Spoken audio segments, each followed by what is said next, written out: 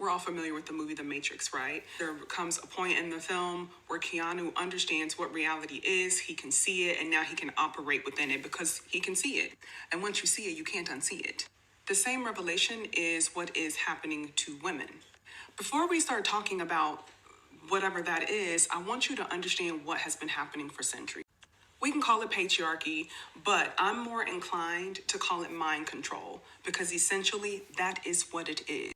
Now, the tools that they use to control, whether it's religion, guilt, societal pressure, brainwashing, gaslighting, all of those things have been used. Okay, I really love that video. It's linked in my caption. And, I really like thinking about it that way. Because, I swear every time I'm like patriarchy, like what does that even mean? A lot of people don't even know what that means. I think really thought control is a better way to put it because we're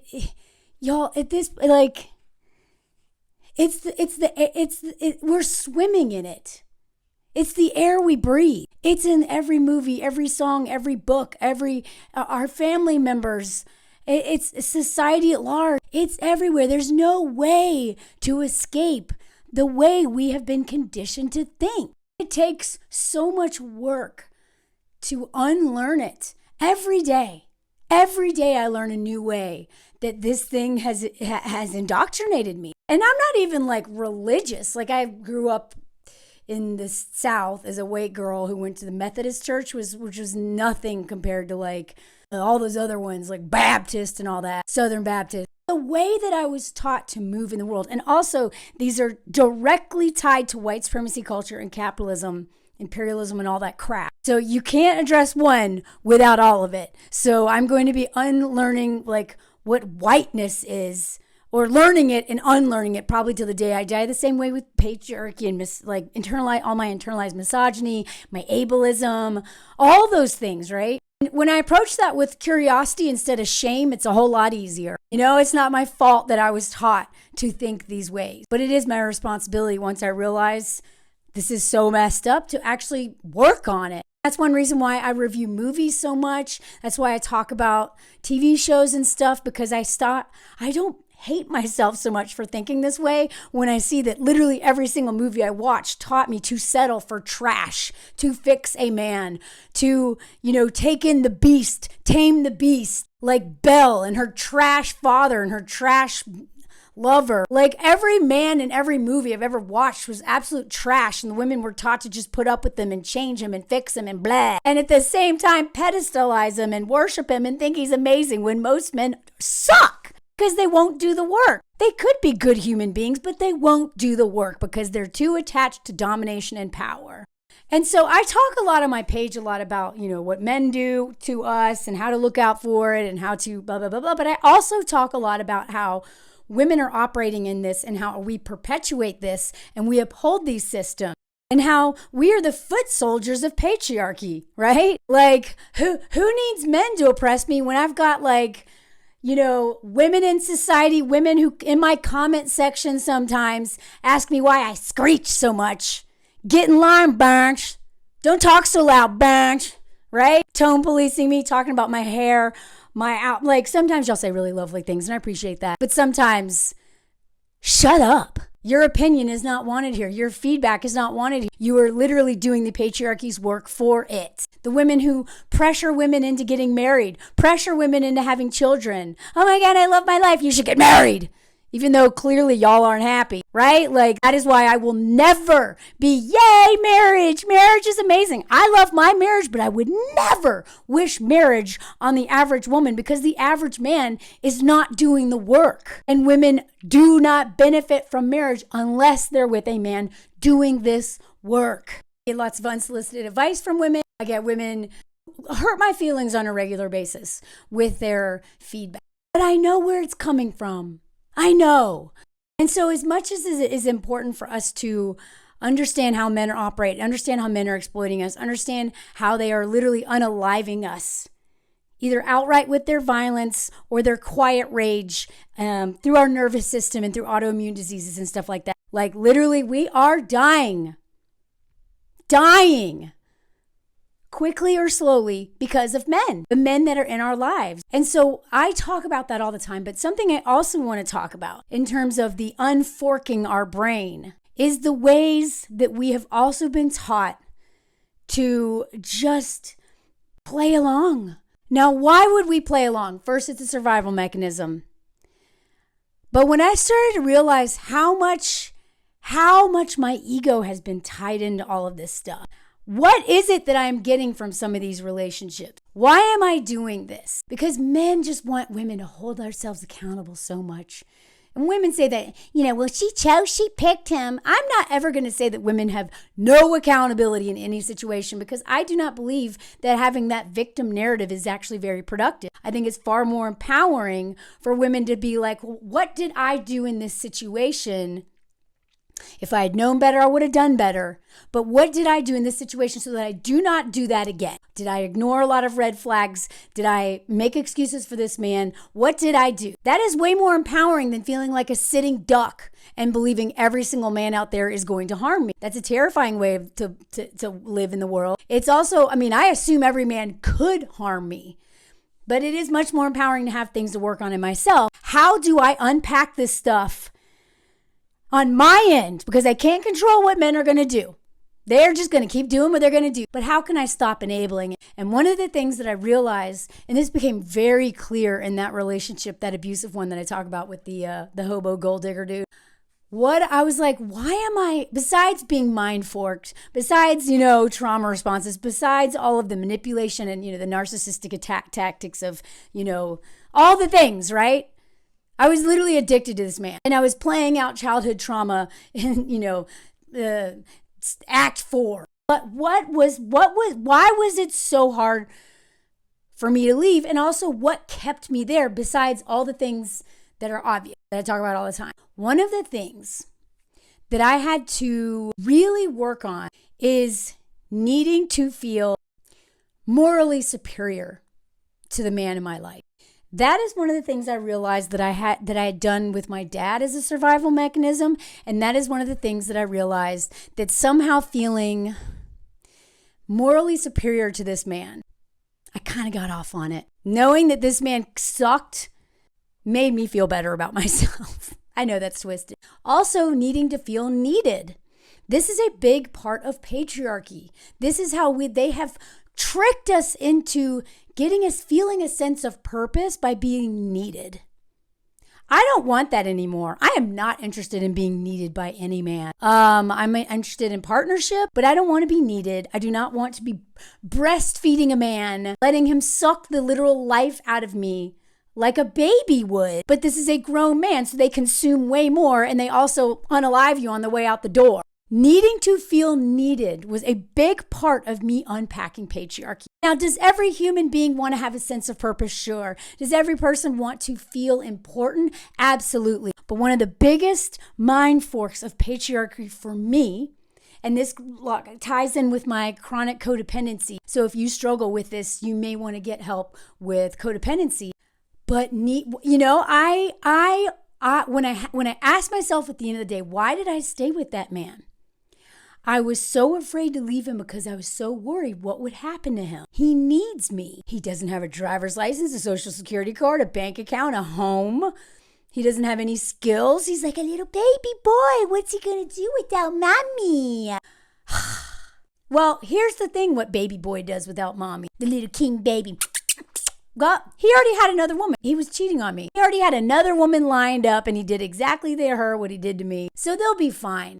But that was what kept me there. What will he do without me? Now, a lot of that is obviously a sense of martyrdom, and that is a part of patriarchal conditioning. I literally put this man's sense of taking care of this man literally over my own life. This man tried to drive me off of a cliff. This man raped me multiple times. This man literally made me so sick that I had to go to the emergency room and get an IV because my throat had swollen so much with this crazy lump from the stress of this man. That so much physical damage to my body through the stress of this man. Plus the threat of violence constantly and actual violence. And yet, what is he going to do without me? That is what's kept me in that relationship. That is an extreme version of what patriarchy teaches all of us. What will they do without us? What will they do? Who cares? Let them rot. And I don't mean that in a heartless way, who cares? What I mean is, why would the king baby, sorry, Mose, I'm going to get you sleeping because that's what I do. Why would a man ever pay rent, take care of himself, get a driver's license, get a social security? Why would he ever do that if he has some dumb bitch like me doing it for him? I'm being, jokey here. I don't think I'm a dumb bird. Why would this man ever change if he doesn't have to? Why would he take care of himself if he has a woman to take care of himself or to take care of him? Why would he literally do anything if he doesn't have to? If there's one thing that we know that men are, it is lazy. They are the laziest people I have ever met on planet Earth because they are literally just rely on the labor of women to do everything for them. Why would they do anything if they have someone doing it for them? So honestly, the most revolutionary thing that I have learned to do to fight patriarchy is to stop enabling men. If I do nothing else, that's it. That alone is world changing, life changing at the very least for me. If you look at addiction, for instance, there's something in the addiction world where they say that the enablers will love these addicts to death. And by that, it means you can love addicts. And I think of men as like addicts. And actually, when I wrote that Harper's Bazaar piece, Men Have No Friends and Women Bear the Burden, that's actually Scott, one of the guys I interviewed.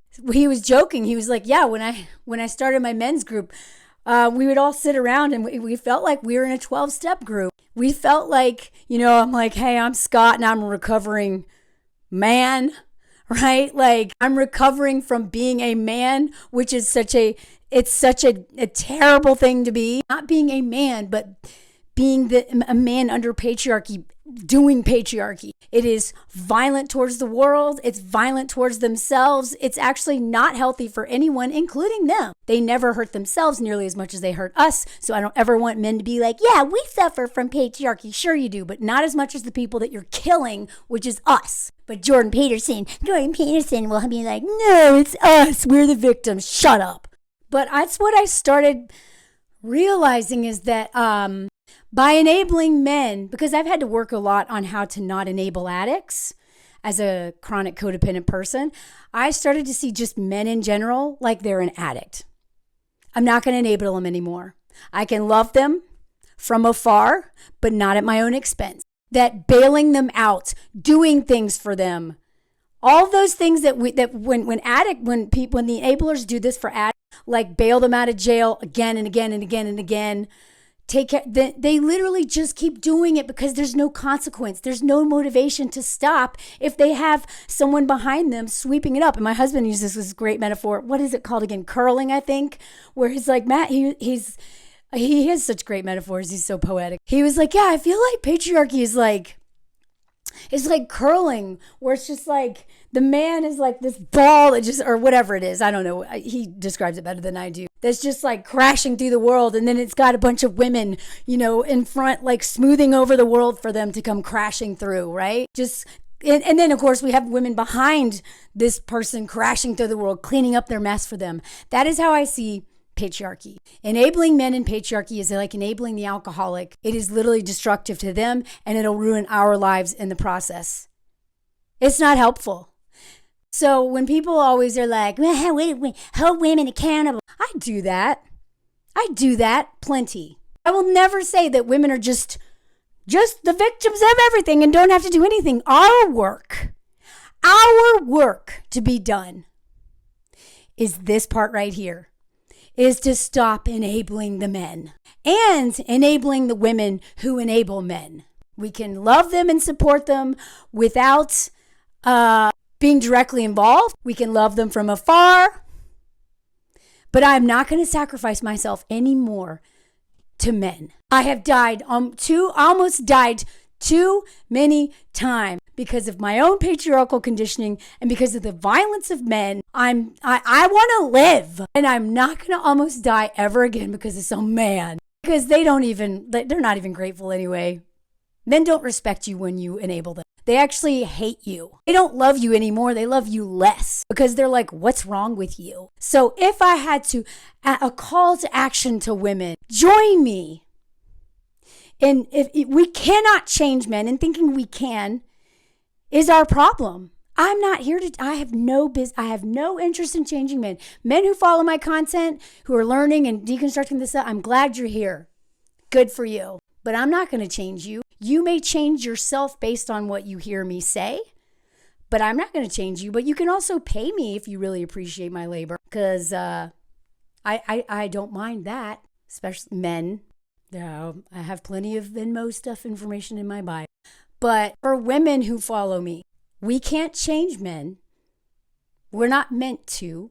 Thinking we can is part of our codependency. And when I mean collective brainwashing under patriarchy, let's tap out. We can't change them, but what we can do is stop enabling their terrible behavior. Now, some of us are attached to these men, whether we're trapped in marriages or it's our dad or whatever. That I'm not saying like, oh, just divorce him. It's easy peasy. That's not what I'm saying. I understand this is complex. I understand that women also are lacking funds and access to things and that it's hard. So no shame here. But there are things that we can do every day towards that goal of stopping the enabling of men's awful behavior and the pick-me, toxic boy mom, cool girls behavior, because those women are just as dangerous as the men they protect. They are a victim of patriarchy. They are a victim of all this, but they are also the perpetrator of the violence. So all of us are guilty and all of us are responsible. So what I try to focus on is what I can do. And what I can do is focus on myself and not enabling these men who are actively ruining the lives of me or any other women. I'm not doing it anymore. And I highly suggest, if you're here with me or you listen to this whole thing, that be your number one focus. To fight patriarchy, stop feeding the beast. Find other ways to give you a sense of purpose and value other than being needed. Be needed by your community, but not at your expense. Be needed by, other things. But even that, we do too much. Put the oxygen mask on yourself and then give what you can, because this mindset, it's killing us. And I'm tired of us dying.